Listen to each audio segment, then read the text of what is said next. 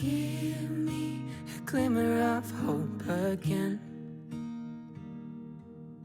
Save me from all my wandering. If I've been looking in all the wrong places, would you turn me back around again? Welcome to HopeCasts, where our true stories brighten your day by providing insight and encouragement.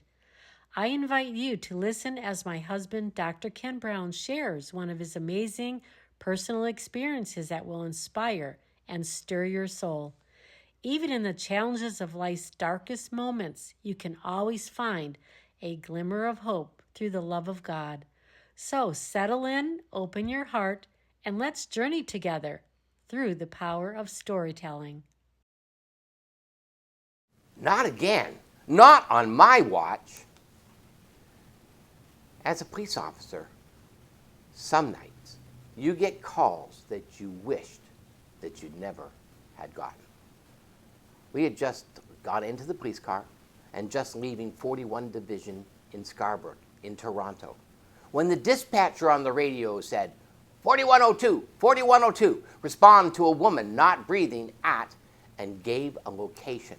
And this location was the apartment building just beside the police station. So as we turned out of the police station, we just turned into the first driveway and we got onto the elevator and went up to the floor and knocked at the door, and the door immediately opened. And there was a woman, beautiful woman, maybe 25 years old, completely, absolutely stark naked, lying on the couch. And what the problem was is that she was not breathing. I immediately rushed to her side, felt for a pulse. There was no pulse. Immediately I started CPR. And this man was, meanwhile, talking to my partner. And he was saying that, well, we had sex earlier this evening, maybe an hour ago. And then I woke up and she was kind of choking and she wasn't breathing. And she was having trouble. I heard this horrible, horrible sound in her throat and the popping in her lungs. She apparently has asthma. So I didn't know what to do. So I went into the elevator and I went upstairs and I knocked at the door of the apartment where she lives with her girlfriend. And so the girlfriend wasn't really waking up. And so I kept on knocking and kept on knocking. So finally we got there. And so we were trying to look for her puffer, but she didn't know where her puffer was. So finally we decided to come downstairs, and my partner said, how long was that? Oh, about 15 minutes ago. You mean you left her by herself for about 15 minutes? Well, we were trying to find her puffer. Did you call the police? Did you call the ambulance? Well, I didn't know what to do. And now, meanwhile, I was pumping on her chest. I was breathing into her mouth. I was doing the CPR at the right rhythm. I was trying to get her to come back to life. But no life was coming back. There was no pulse. And it didn't matter. And suddenly, the paramedics burst through the door. And they decided to take over with the breathing. They had a breath machine. And meanwhile, I had to keep on because I was doing the rhythms, keeping on, doing the heart compressions. But nothing was working. We worked on her body for almost 20 minutes with no results. And then they decided to transport her to the hospital. And so when I finally stopped doing CPR on her, I said to this man, are you going to the hospital with the ambulance? And do you know what he said? No. Why should I? Why should you? You just had sex with this woman. And you're not even going to go and honor her and go to the hospital with her? And with that, I started to spin. And my partner caught my arm just as I was so angry. I'm not given to violence, but I wanted to pound that man senseless for his heartlessness, for his cruelty to that woman. I was so angry. I was so angry. God forgive me. But I just couldn't understand this cruel, heartless man who just an hour before had been taking advantage of this woman and then did not even try to really help her by calling the ambulance. And she died on his couch.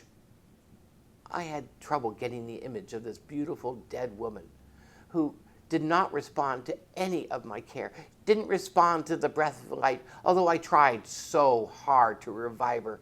What a waste, God! And death came so swiftly and unexpectedly to her.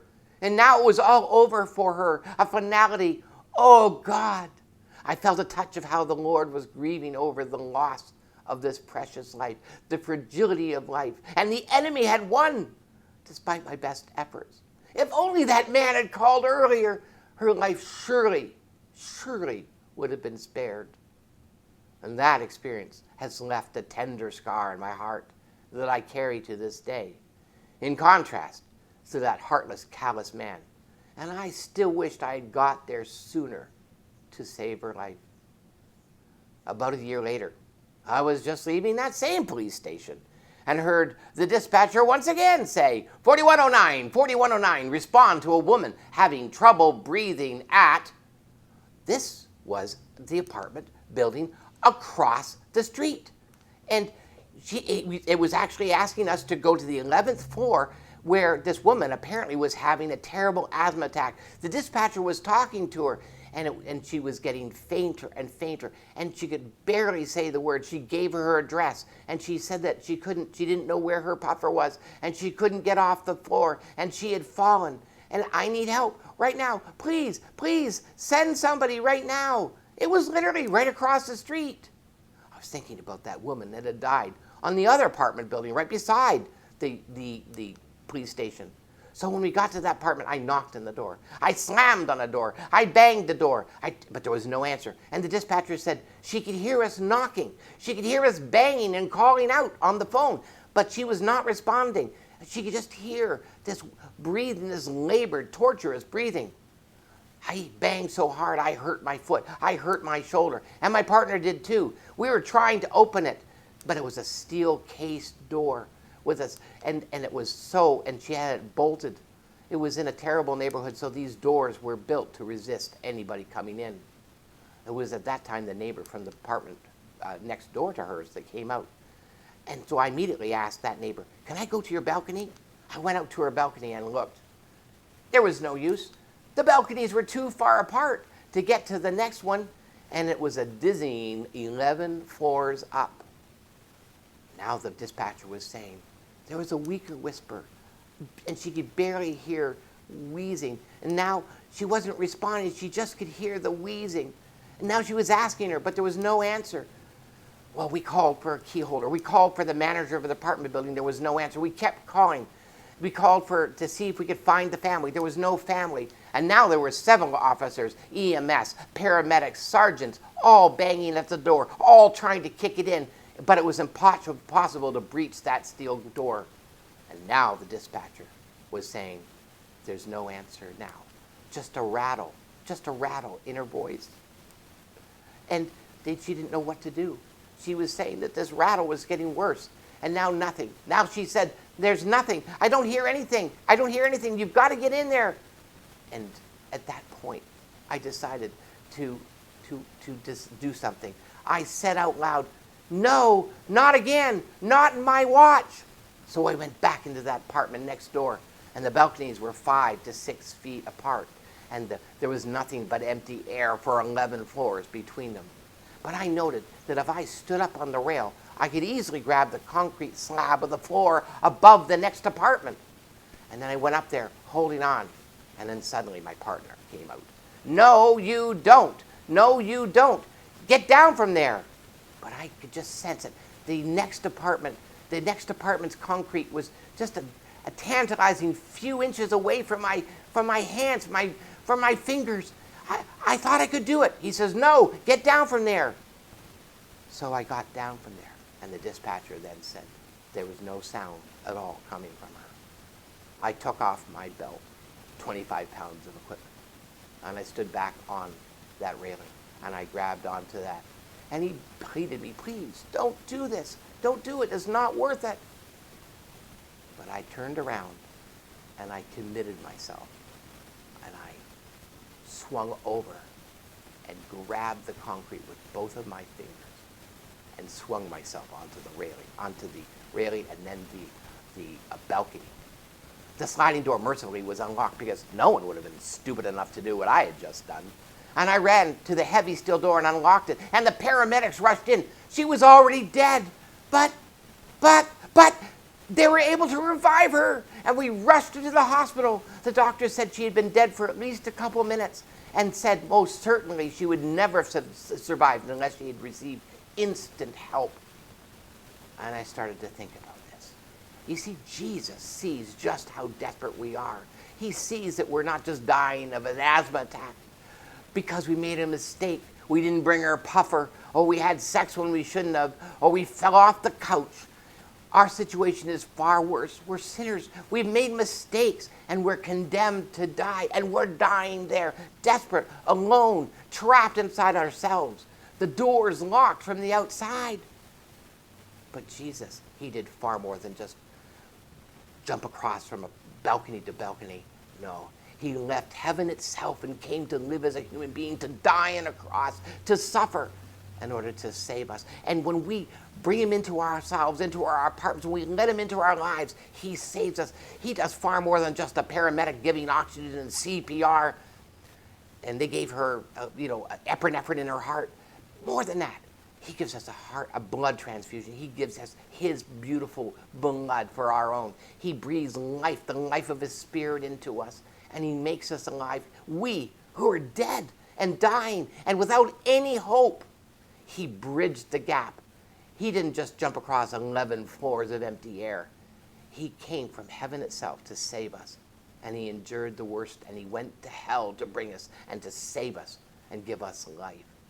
In Galatians 1:4, Jesus said that Jesus gave his life for our sins, just as God our Father planned, in order to rescue us from this evil world in which we live. And that's my prayer for you, that you wouldn't die in your sin. What a waste. Don't be like that first situation. Allow Jesus to come into your life and wrench open your door and somehow save you and bring you life. And he will. He is a Savior that you can count on. Someone that will not allow you to die on his watch, because he ever lives to make intercession for you. May God bless you and make these words come alive inside of you. Thank you for tuning into HopeCasts for inspiring stories that will touch your heart. If today's story encouraged you, then please subscribe to our channel and visit us at hopecasts.org to learn more. You can also watch the video version of this story and many more from Dr. Brown on our HopeCasts, YouTube, or listen on our Spotify, Apple, or Amazon Music podcasts. Until next time, keep holding on to hope, and please share these stories with someone who really needs encouragement. May God bless you. I've been searching and I've been seeking. It seems like you're nowhere to be found, and I'd do anything just to see you. If I close my eyes, will I see you now? 'Cause I know faith hopes in what can't be seen, but my hope feels like a distant dream. Give me a glimmer of hope again. Save me from all my wandering. If I've been looking in all the wrong places, would you turn me back around again?